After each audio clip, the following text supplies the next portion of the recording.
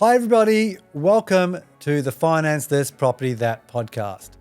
My name is Dion Fernandes and I am a mortgage planner and finance professional. My goal is to empower financial legacies for generations, and I look to do this by using my over 13 years experience in finance and having special guest speakers like financial planners, accountants, buyer's agents, family lawyers who are experts in their field to provide knowledge and free education. And without further ado, let's get into our episode today. Hey everybody, welcome to today's episode.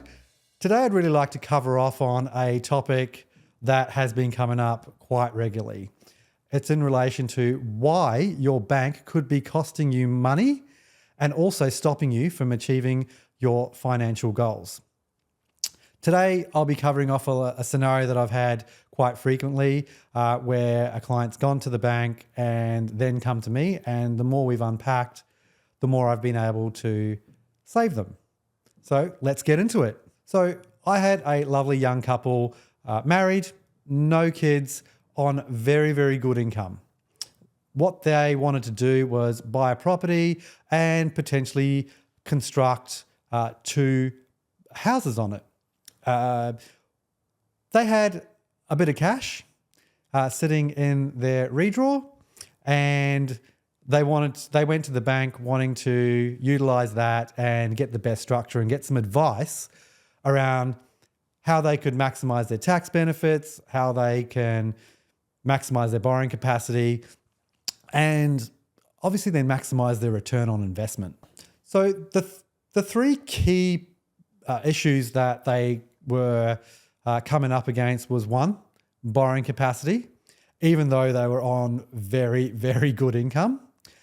2, the structure of their debt wasn't optimized to be able to give them that borrowing capacity. And 3, the advice they got around how to maximize the tax benefits, or even put them in a position to do that they felt they didn't get, or the person they were speaking to didn't understand what they were actually talking about. So what we did was I had an initial phone call with them, 15 minutes, just got a bit of an understanding of what they were looking to do, what their goals were.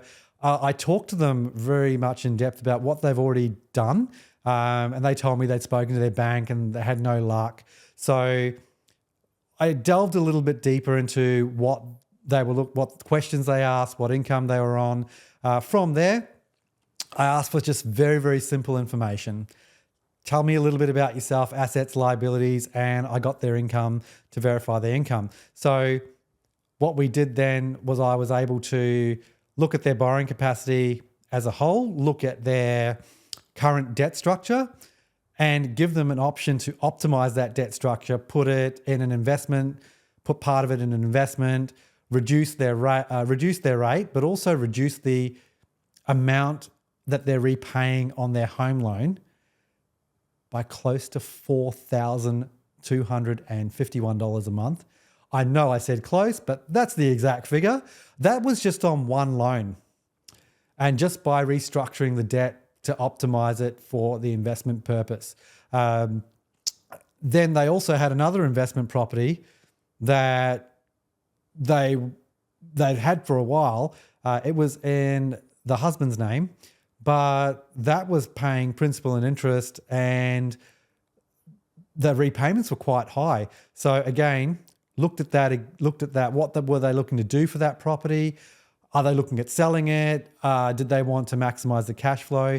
We restructured that debt and saved them another $2,000 a month. So in total, from the one conversation, I was actually able to save them $6,000 a month, figure out that their borrowing capacity, they could do what they wanted to do.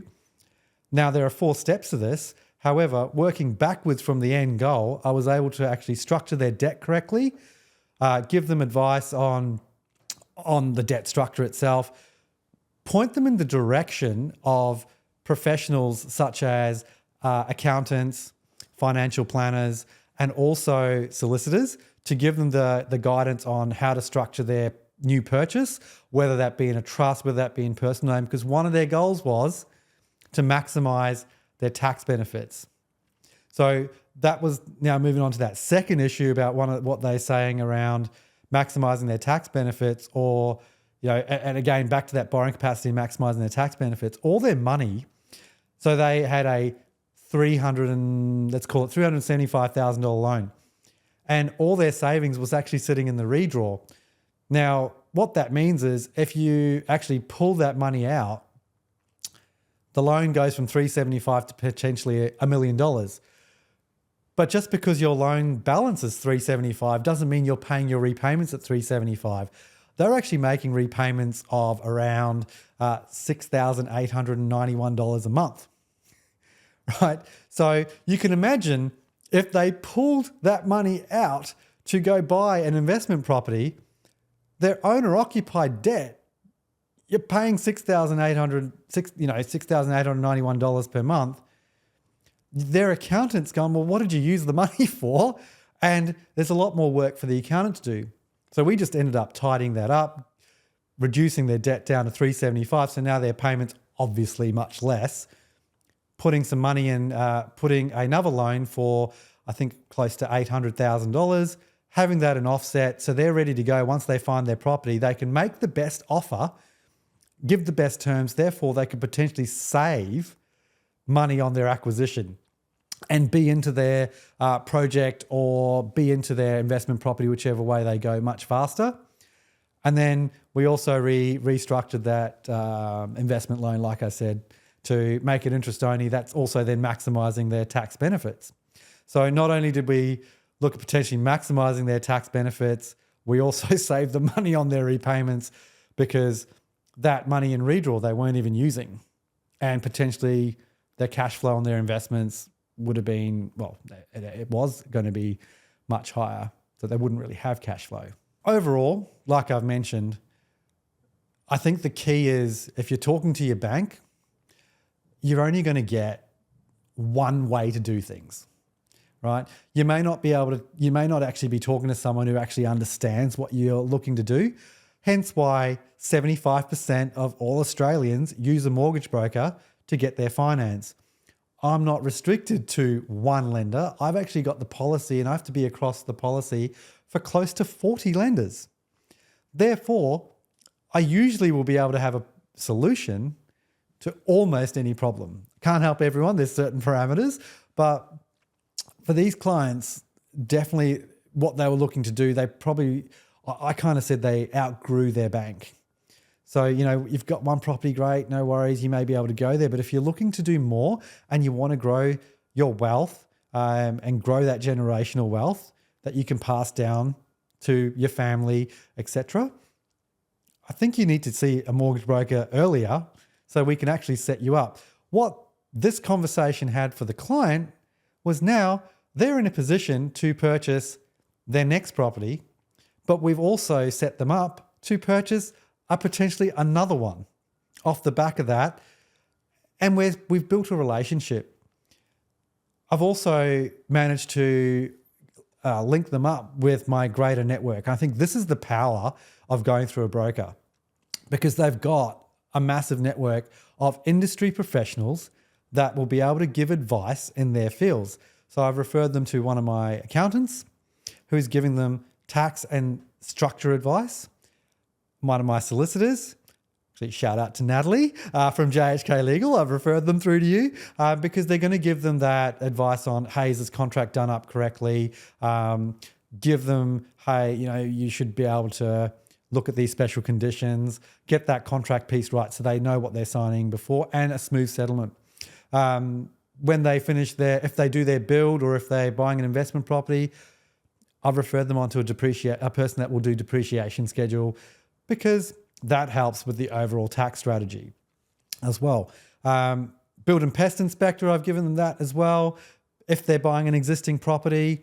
And also for the wife, we've referred them on to one of my clients has a beauty therapy business, and she may want a massage down the track. So very diverse. It's not only about finance. I've got other people I deal with as well. So that has now created an ecosystem where we've given them the platform to thrive. On top of that, they're going to be looked after by my team at Emerge. Every 6 months, their rates are reviewed. They don't have to go do that. We're making sure their investment is optimized, their cash flow is maximized. Therefore, at the end of the day, they're creating their financial legacy that's going to last for generations. And we're helping them support that. And a big shout out to my team while I was away for my 2 days leave down the Gold Coast. We submitted part 1, which was the refinance and debt restructure. We submitted 2 applications and we didn't cross-collateralize the securities. They were submitted and approved on the same day. Unconditionally, the clients had the documents to sign within the next day after. So that's how quickly we've moved. But we used the go slow to go fast method, where we made sure we understood exactly what they require, gave the right advice on which banks to go to, did all the valuations up front. Now they're off and running. And they rung me this morning saying, hey, we're looking at 2 potential investments. So that, for me, makes me very excited, and I can't wait to share the next part of their journey with you all. As always, the information on the show is very general in nature. If you'd like to speak more about your current situation, you can contact me using the details below. Thank you for listening.